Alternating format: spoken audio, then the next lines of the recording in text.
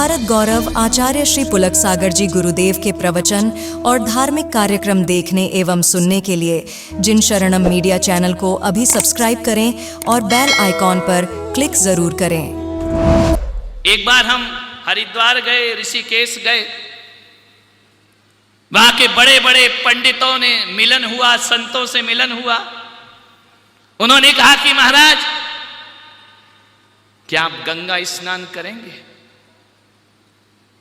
बड़े असमंजस में स्नेह भाव से बोल रहे थे, और हम लोग स्नान करते नहीं हैं। जैन साधु के स्नान का त्याग होता है। उन्होंने कहा क्या आप गंगा को नहीं मानते?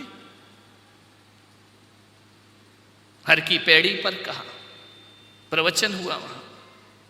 मैंने कहा मानता हूं। तो बोले फिर आप इसमें स्नान क्यों नहीं करते?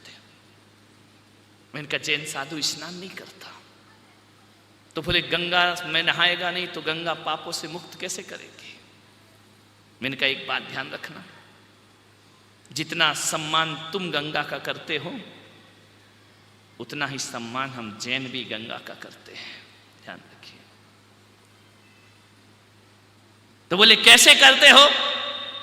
मैंने कहा हमारे ग्रंथों में लिखा है कि हिमालय से गिरने वाली वह गंगा जब गौमुख से निकलती है तो वहां प्रतिष्ठित भगवान अकृत्रिम चैत्यालय उस मूर्ति का अभिषेक करते हुए गंगा गंगा सागर की तरफ चलती है।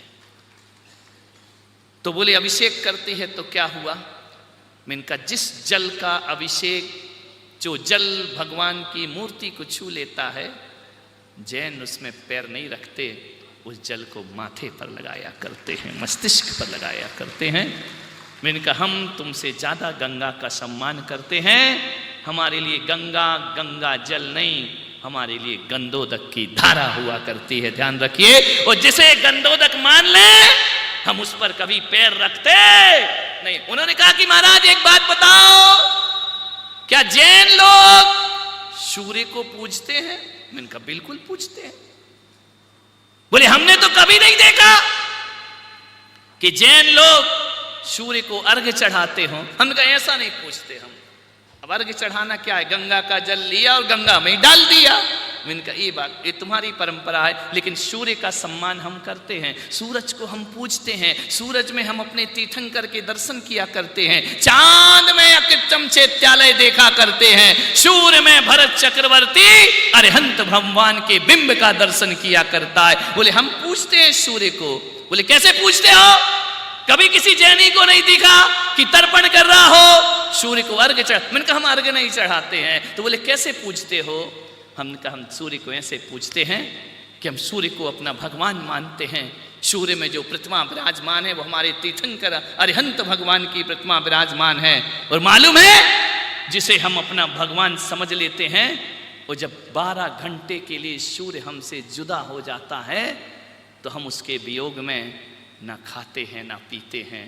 ये है भगवान की सूर्य की पूजा किया करते हैं।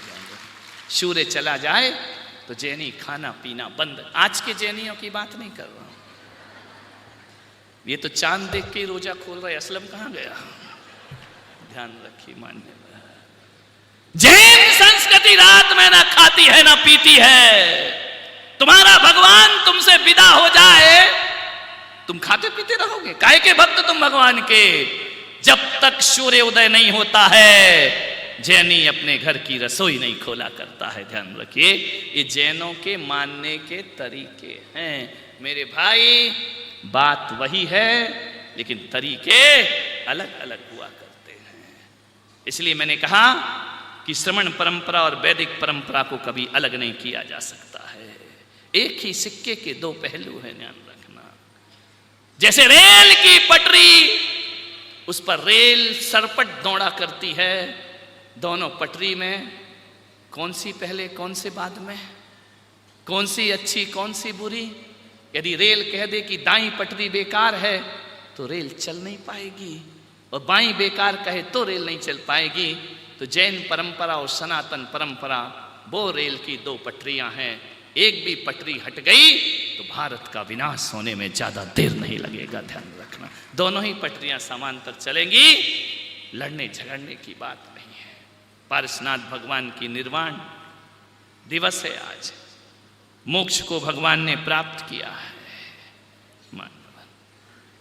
सबके जीवन में आनंद और सुख देने वाले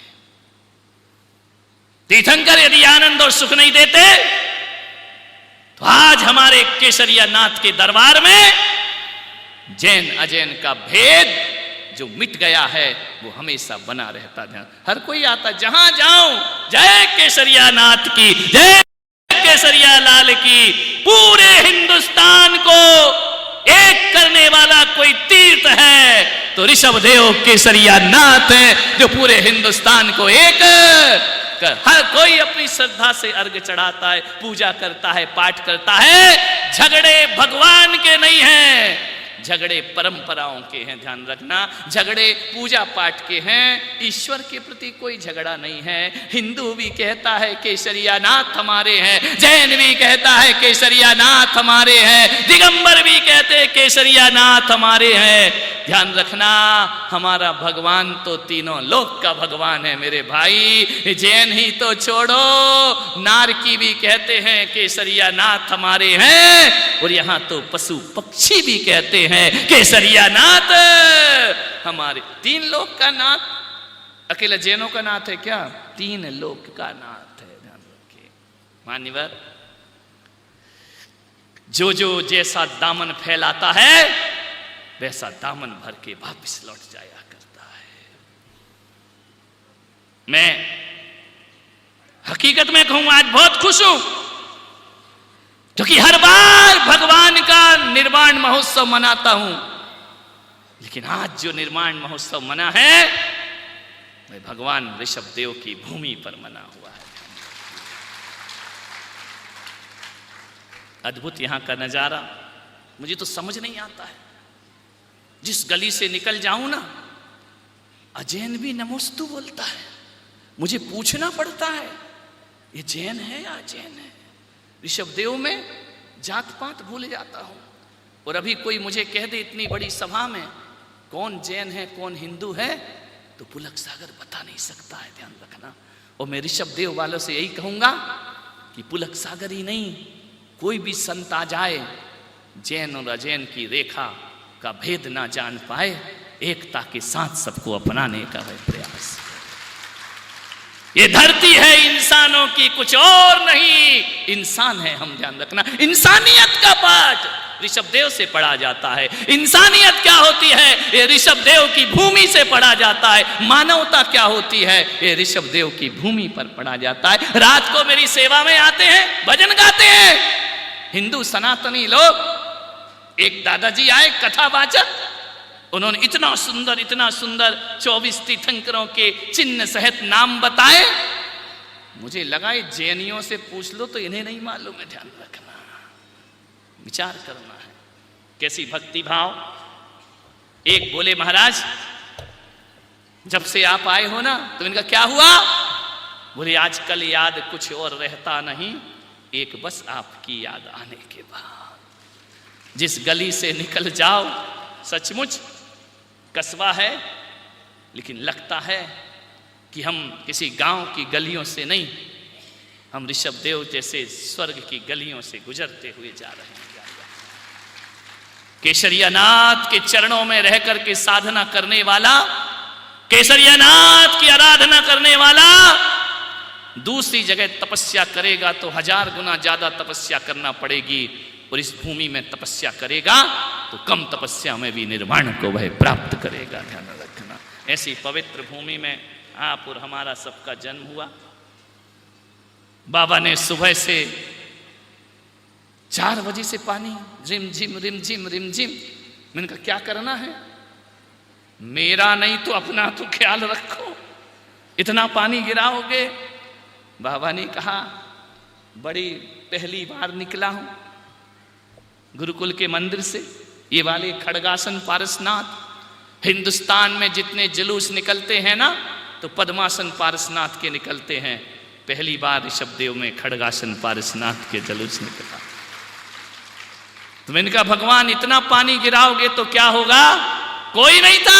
5 बजे मैं था और पंडित था मंदिर में, कोई नहीं। मैंने कहा क्या होगा पंडित?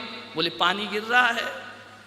मैंने कहा पानी नहीं गिर रहा है, ये ऋषभदेव ऐसी नगरी है जहां कुबेर रत्नों की वर्षा कर रहा है, यहाँ की भूमि को शुद्ध कर रहा है। मंद मंद गंधोदक की पवन भगवान के समोसरण में है। जब वो विहार करते हैं रिमझिम बरसात चालू रहती है, ध्यान रखना।